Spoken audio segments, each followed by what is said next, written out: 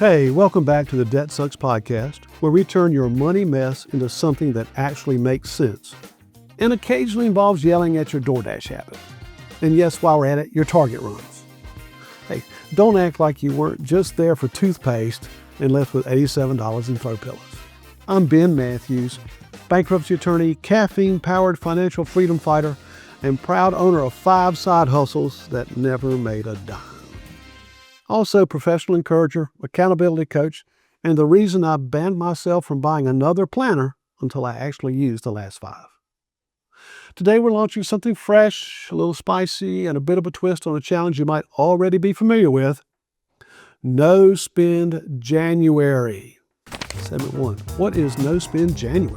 All right, so first, this is not some shame-filled budget cult nonsense where I tell you to cut everything fun and live on beans and rice for 31 days. No. This is a challenge, a reset, a chance to hit pause on the spending autopilot and say, hey, maybe I don't need to give my money to Starbucks 5 times a week just because I'm tired and emotionally unstable. And listen, I've done this. In July, I decided my spending timeout was going to be on gadgets and software for my office. I love gadgets. I love shiny new software. Anything with AI in the description gets me way too excited. But I told myself this was a place I needed to look at and maybe change. So I didn't buy a single gadget or new software that month. I came close, saw a demo, spent an hour with a free trial, but I stuck to my guns and didn't purchase. And guess what? I don't miss what I didn't buy. And when July ended, there were actually a few extra dollars in my account. I mean, it's shocking, I know, but that's the point here. No Spend January is about getting intentional, not miserable. It's about realizing you actually can save money when you stop spending it like a drunken raccoon with a debit card. Think of it like dry January, but instead of giving up alcohol, you're giving up all the impulse spending that drains your wallet. No more, just one more coffee, or random Amazon purchases because you needed that phone charger. Picture this like a detox, but instead of green juice, you're cutting out Target trips, subscription traps, Amazon scrolls, and all the other financial landmines we pretend are self-care. Segment 2, how the challenge works. So here's the deal. No Spend January has 4 levels. You pick the one that fits your life, your budget, and your current level of financial rage. This isn't about perfection. It's about progress. Think of it like a workout plan, but for your wallet. Start wherever you are and work those no-spend muscles. Here are your 4 levels of glory. Level 1, casual level. You're just tracking. No pressure, no guilt. You want to see where your money goes when no one's watching. Awareness is your first win. Level 2, pick your poison. Choose 1 or 2 categories to cut for the whole month. That could mean no eating out, no clothing purchases, no Amazon orders, no coffee runs. You get to decide where your spending needs a timeout and then commit to cutting just that.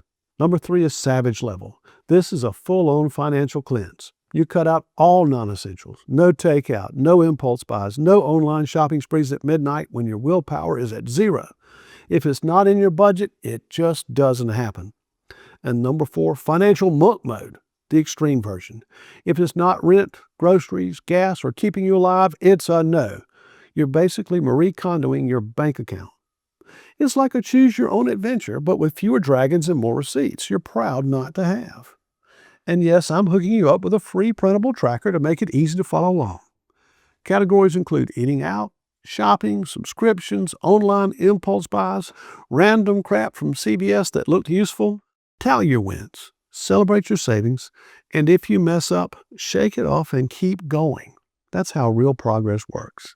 Segment 3, why this actually works and doesn't suck like budgeting usually does. Traditional budgets are that gym membership you signed up for in January, great in theory, dead in the water by Valentine's Day. This challenge is short-term. You're not swearing off spending forever. You're just taking a 30-day break to reset the chaos. And what makes it work is that it's gamified. You're not just saving money. You're winning every time you don't buy that $17 candle you sniffed once and now feel emotionally attached to. It builds momentum. You go from I can't save money to holy crap, I saved $300 in 1 month just by not eating out and avoiding the middle aisle of Aldi? Segment 3.5. Real life reasons to join this challenge besides just saving money. Maybe you're thinking, cool idea, but why now? Well, good question. Let's break it down. Here are 5 smart, spicy, borderline essential reasons to do No Spend January. Build your shit happens fund. Life is unpredictable. Tires blow, kids break stuff, your dog eats your AirPods again.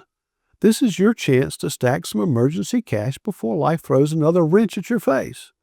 And listen, $100 saved is a win. $500, you're dangerous. $1,000, you're basically a ninja with a checking account.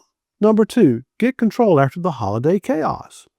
Halloween, Thanksgiving, Christmas, Hanukkah, capitalism palooza. We all know how it goes. You're swept up in the whirlwind of holiday shopping, travel, and family obligations. Now that it's over, you're left with the aftermath. Clutter, chaos, and maybe a little too much on your credit card. Number 3, finally pay off that one nagging card. You know the one. That $328 balance you've been chipping away at since 2019. The one that's mostly interest by now. Take your no-spend savings and finish it.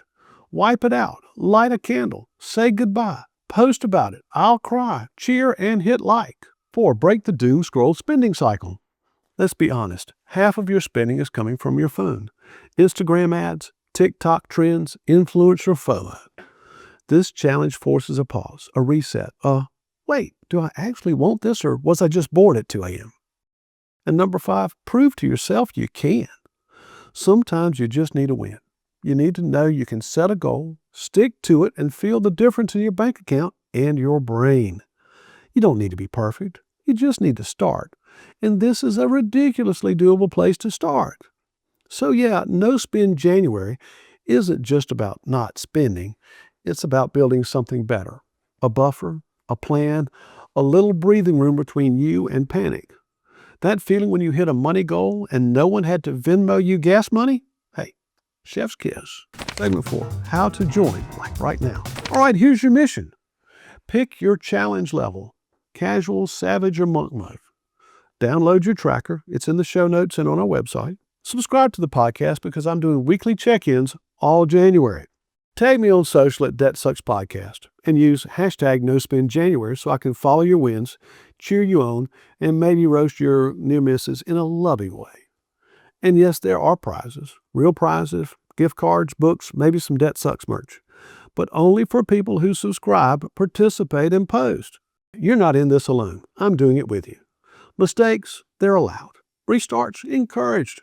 Regret over not joining? Hey, that's on you. Segment 5, mindset shift. Spending is not living. Let's get real. So many of us spend money because we're tired, stressed, bored, or trying to keep up with other people's Instagram highlight reels. But you know what flexes harder than a designer bag or a $12 smoothie? Having money left at the end of the month. Sleeping better. Not panicking when your car needs a new tire. This challenge isn't about deprivation. It's about taking your power back and maybe discovering that you're actually kind of a badass at this. Segment 6, listener question. It's the daycare bill. All right, time for a listener question from Kendra in Atlanta. She says, I want to join No Spend January, but honestly, it's not Target runs or takeout that's breaking me. It's daycare. We're spending over $1,200 a month and I feel like I can't breathe. How does a challenge like this help when the big expense isn't optional? Kendra, first, been there. The daycare bill hits harder than my student loans ever did, and you are absolutely not alone. This is exactly why I say this challenge is not about guilt. It's about reclaiming control where you still can. You can't eliminate daycare, but what can you eliminate? If $1,200 is already spoken for, the question becomes, can you cook at home 3 extra nights a week? Pause a subscription or 2. Delay that random Amazon cart. Sell some stuff you don't really use. Also, No Spend January is a great time to build your daycare offset fund. If you can save $100 this month by cutting little things, that's $100 less pressure next month. And it stacks. And honestly, the mindset shift alone is powerful. You're not out there flailing. You're saying, I can't change the daycare cost, but I can make smarter choices everywhere else. Kendra, you're doing great. Just the fact that you're asking means that you're paying attention, and that's half the battle. If you're listening and feeling this too, jump into the challenge anyway. I don't care if your win is $25 saved or one less meltdown in the Costco snack aisle. You're still making moves.